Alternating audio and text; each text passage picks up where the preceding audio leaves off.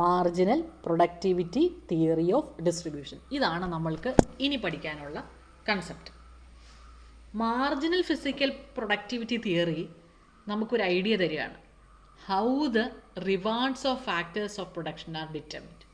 Factors of production കിട്ടേണ്ട റിവാർഡുകൾ അഥവാ അതിൻ്റെ പ്രൈസ് എന്താണെന്നുള്ളത് ഡിറ്റർമിൻ ചെയ്യാൻ ഹെൽപ്പ് ചെയ്യുന്നത് മാർജിനൽ പ്രൊഡക്ടിവിറ്റി തിയറി. അഥവാ marginal productivity will give you the correct definition of how the prices are determined. അപ്പോൾ നമുക്ക് മാർജിനൽ പ്രൊഡക്ടിവിറ്റി തിയറി എന്താണെന്നുള്ളത് അവിടെ നിന്ന് തന്നെ മനസ്സിലായി അല്ലേ. അപ്പോൾ J.B. Clark in 1899 in his book Distribution of Wealth propounded the concept of marginal productivity theory of distribution. അപ്പോൾ നമുക്ക് മാർജിനൽ ഫിസിക്കൽ പ്രൊഡക്ടിവിറ്റി തിയറി ഒരു പരീക്ഷയിൽ ഒരു ക്വസ്റ്റ്യൻ ആയിട്ട് വരികയാണെങ്കിൽ നമുക്ക് കൃത്യമായിട്ട് ഡിഫൈൻ ചെയ്യാൻ പറ്റും. ആൻഡ് ഓൾസോ അത് ആരാണ് കൊണ്ടുവന്നത്, ആരുടെയാണ് കൺസെപ്റ്റ്, ഏതാണ് ബുക്ക്, വർഷം, ഇത്രയും കാര്യങ്ങൾ നിങ്ങൾക്ക് ഇൻട്രൊഡക്ഷനിൽ കൊടുക്കാൻ പറ്റും. So propounded by J.B. Clark in 1899 in his book Distribution of Wealth. അപ്പോൾ അത്രയും കാര്യങ്ങൾ പ്രസൻറ്റ് ചെയ്യുമ്പോൾ തന്നെ നല്ലൊരു ഇൻട്രൊഡക്ഷൻ കൊടുക്കാനുള്ള ഒരു കൺസെപ്റ്റായി കഴിഞ്ഞു. ഈ കൺസെപ്റ്റ് പിന്നീട് ആൽഫ്രഡ് മാർഷൽ, വില്യം സ്റ്റാൻലി ജെവോർട്ട്, വിക്സ്റ്റീഡ് പോലെയുള്ളവർ ഡെവലപ്പ് ചെയ്തിരുന്നു. അപ്പോൾ how the wages determined, how the prices are determined, how the factors of production are rewarded, ഇതാണ് ഈ മാർജിനൽ പ്രൊഡക്ടിവിറ്റി തിയറി കൃത്യമായിട്ട് എക്സ്പ്ലെയിൻ ചെയ്യുന്നത്. ഈ തിയറിയുടെ ഒറിജിനൽ ഒരു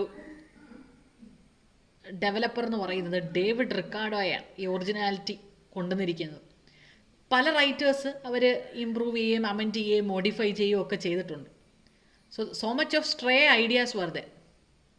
ഇപ്പോൾ വില്യം സ്റ്റാൻലി ജെവോർട്ട്സും വിക്സ്റ്റീഡും മാർഷലും ഒക്കെ ഈ ഒരു stray ideas ഉപയോഗിച്ചതാണ്.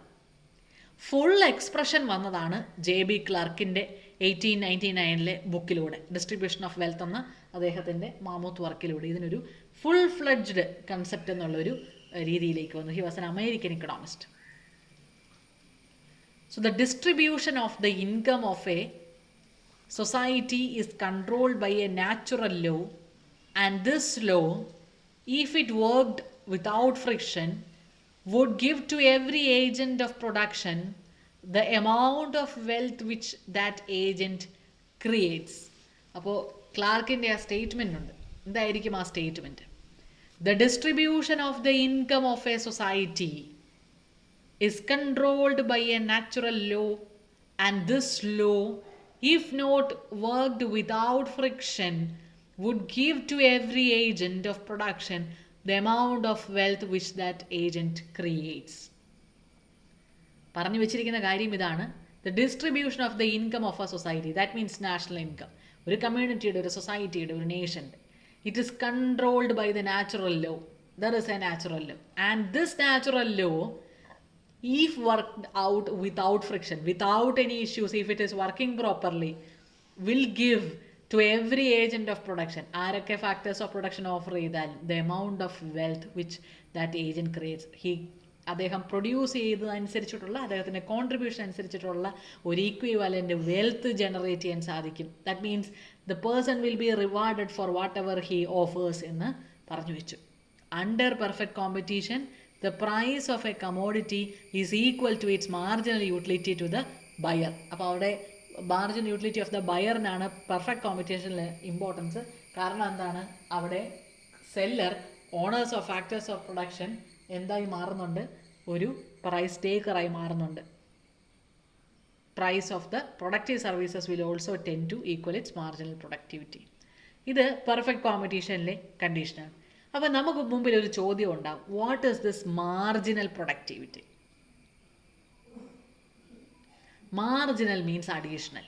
So when a factor of production is used, when an additional input is brought into the process of production, നമുക്ക് പ്രൊഡക്ഷൻ ഫംഗ്ഷൻ എന്താണെന്നറിയാം, combination of different inputs in order to produce a decide level of output. അത് ക്യാപിറ്റലും ലേബറുമാണ്. അനേകം ഫാക്ടേഴ്സിനെ നമ്മൾ capital എന്നും labour എന്നും അങ്ങ് classify ചെയ്തിരിക്കുകയാണ്.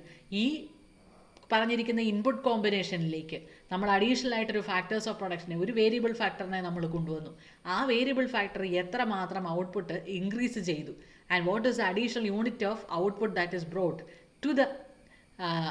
Total output. ഇതാണ് മാർജിനൽ പ്രൊഡക്ടിവിറ്റി കാണിക്കാൻ പോകുന്നത്. The marginal productivity of A factor of production is the increment of output, the increase in the level of output as A result of employing an additional unit of the factor with a fixed expenditure on other factors. അപ്പോൾ നമ്മളൊരു particular factor improve ചെയ്തതായിട്ടേ പറയുന്നുള്ളൂ. അപ്പോൾ അതുകൊണ്ട് കൊണ്ടുവന്ന additional ആയിട്ടുള്ള output എന്താണ്? What is the addition to it? Marginal means additional. അപ്പോൾ എന്തുമാത്രം കൂടുതൽ കൊണ്ടുവന്നു എന്നുള്ളതാണ്. ഫോർ എക്സാമ്പിൾ, നിങ്ങൾ 4 ലേബറിനെ വെച്ച് പണി എടുത്തുകൊണ്ടിരിക്കുകയായിരുന്നു, പ്ലസ് 5ാമത് ഒരാളും കൂടെ കൊണ്ടുവന്നു, അദ്ദേഹം ഔട്ട്പുട്ട് ഇൻക്രീസ് ചെയ്തോ, പ്രൊഡക്ടിവിറ്റി കൂടിയോ എന്നുള്ളത് നമ്മൾ, and what increase is it? ഇതാണ് മാർജിനൽ പ്രൊഡക്ടിവിറ്റി എക്സ്പ്ലെയിൻ ചെയ്ത്. So marginal productivity is equal to the marginal physical productivity multiplied by its price. നമുക്ക് അതിൻ്റെ പ്രൈസോടെ നോക്കിയാൽ അറിയാൻ പറ്റും. Marginal physical productivity multiplied by its price. ഇതാണ് മാർജിനൽ പ്രൊഡക്ടിവിറ്റി. അപ്പോൾ നമുക്ക് ഈ കൺസെപ്റ്റ്, ഈ തിയറി പഠിക്കണമെന്നുണ്ടെങ്കിൽ we have certain assumptions. For every economic concepts we are using the assumptions, അല്ലേ? അപ്പോൾ കൺസെപ്റ്റ്സ് പഠിക്കുന്നതിൻ്റെ ഭാഗമായിട്ട് നമുക്ക് അസംഷൻസ് ഓരോന്നും നോക്കും. ക്ലാർക്കിൻ്റെ അസംഷൻ അനുസരിച്ച് he considers a static society. നമ്മൾ ഡൈനമിക് സൊസൈറ്റി ആണെന്ന് പറയുന്നില്ല. For simplicity we are assuming that the society that we analyse is static. Population static ആണ്. Capital and technology are constant. Everything is constant, static. രണ്ടാമത് നമുക്കറിയേണ്ടത് what about the production? There is always a diminishing returns. അപ്പോൾ when you employ more and more successive units, കൂടുതൽ ലേബറിനെയും ഒക്കെ other ഫാക്ടേഴ്സിനെയൊക്കെ നമ്മൾ ഉപയോഗിക്കുകയാണെന്നുണ്ടെങ്കിൽ ഇറ്റ്സ് യൂട്ടിലിറ്റി ഡിമിനിഷസ്. ഡിമിനിഷിങ് യൂട്ടിലിറ്റിയാണ് അവിടെ വർക്കൗട്ട് ആകുന്നത്. There is perfect competition in the factor market. That is the third aspect. There is perfect competition in the factor market. ഇപ്പോൾ factor മാർക്കറ്റിൽ പെർഫെക്റ്റ് കോമ്പറ്റീഷനാണ് വരുന്നത്. അപ്പോൾ അവർക്ക് വേജ് റേറ്റിനെ ഒന്നും ഇൻഫ്ലുവൻസ് ചെയ്യാൻ പറ്റില്ല. ഇപ്പോൾ സെല്ലേഴ്സ് ഉണ്ടാവും, ബയേഴ്സ് ഉണ്ടാവും. സെല്ലേഴ്സ് എന്ന് പറഞ്ഞാൽ ലേബർ ആയിരിക്കും, ബയേഴ്സ് എന്ന് പറഞ്ഞാൽ ഫേംസ് ആയിരിക്കും. They come out in large numbers. Next important assumption is labour homogeneous ആണ്. Perfectly mobile and homogeneous. നമുക്ക് ഓർത്തിരിക്കാവുന്നൊരു കൺസെപ്റ്റേ ഉള്ളൂ.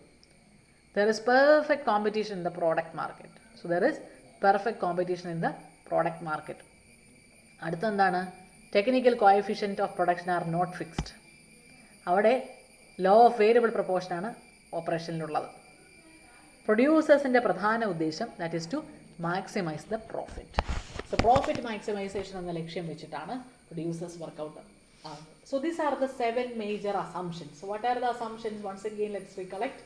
Static society, that means the population, capital and technology are constant. There is diminishing returns. Perfect competition in the factor market.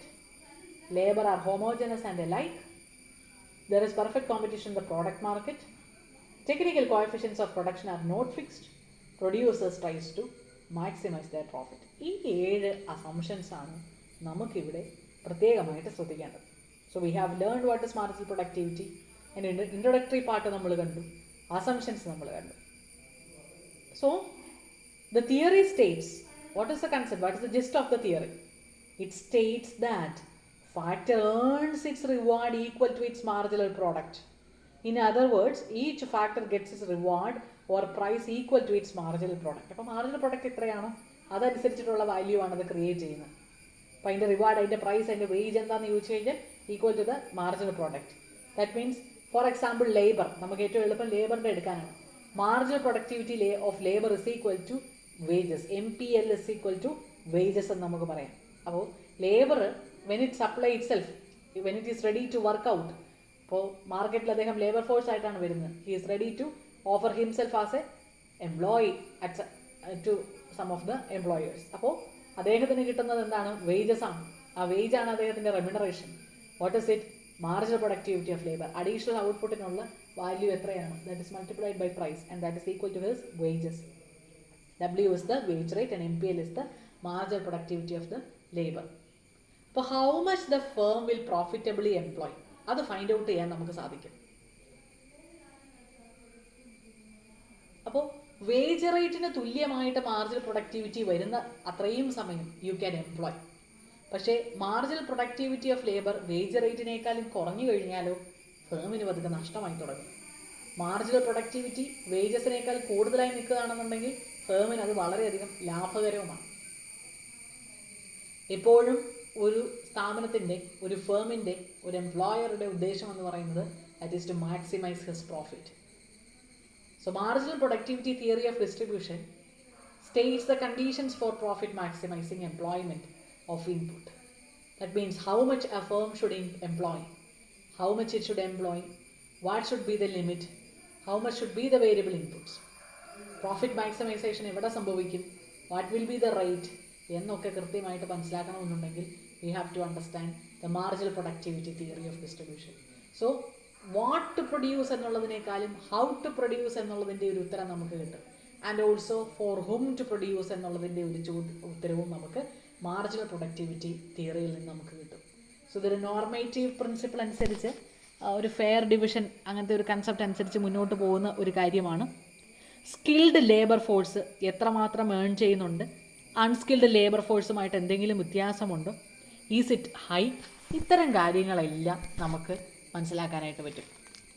മറ്റ് factors of പ്രൊഡക്ഷനും എന്ത് തിയറിയാണ് apply ചെയ്തിരിക്കുന്നത് എന്നുള്ളത് കൂടെ മനസ്സിലാക്കാനായിട്ട് നമുക്ക് ഈ കൺസെപ്റ്റ് ഉപയോഗിക്കാനായിട്ട് സാധിക്കും.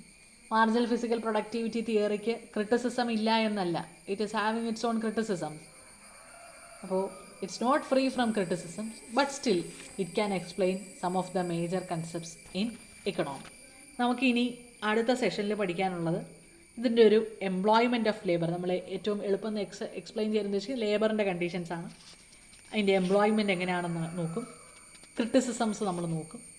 അതുകൂടാതെ തന്നെ നമുക്കറിയേണ്ടത് ഫാക്ടർ പ്രൈസ് എങ്ങനെയാണ് ഓരോ തരം മാർക്കറ്റുകളിലും ഡിറ്റർമിൻ ചെയ്യുന്നത്, ഹൗ ഇറ്റ് ഈസ് ഡിറ്റർമിൻഡ്, അതിൻ്റെ കണ്ടീഷൻസ് ഓരോന്നും നമ്മൾ പഠിക്കും. So this is an introduction to marginal productivity theory. So we shall meet in the next class. അപ്പോൾ നമുക്ക് കാര്യങ്ങളെക്കുറിച്ച് കൂടുതൽ അവിടെ മനസ്സിലാക്കാം.